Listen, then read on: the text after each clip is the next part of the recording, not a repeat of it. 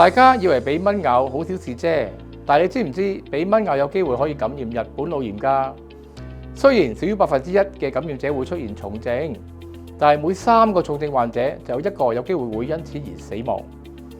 即使幸存，仍然有高達1半嘅人士會出現癱瘓等永久性神經、認知或行為上嘅後遺症，其中小朋友更加係高危一群。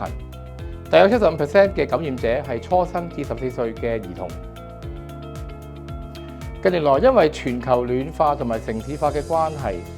蚊子繁殖同埋活動嘅範圍增多，結果造成蚊叮後引致嘅疾病越嚟越嚴重。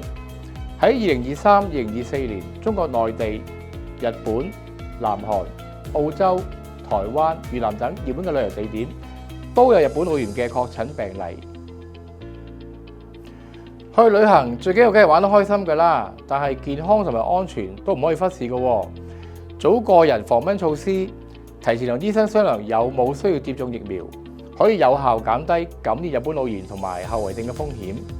所以準備去高危地區旅行或者出差嘅人士，特別係小朋友，就應該同醫生商量有冇需要接種疫苗，防範於未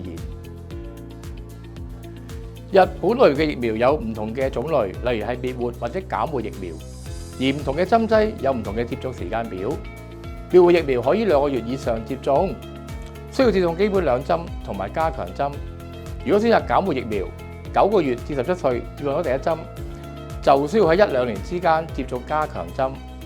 而成年人只需要接種1針就可以提高保護長達10年，無需要加強針。中國國內嘅日本腦炎稱為月腦，係常規嘅疫苗之一。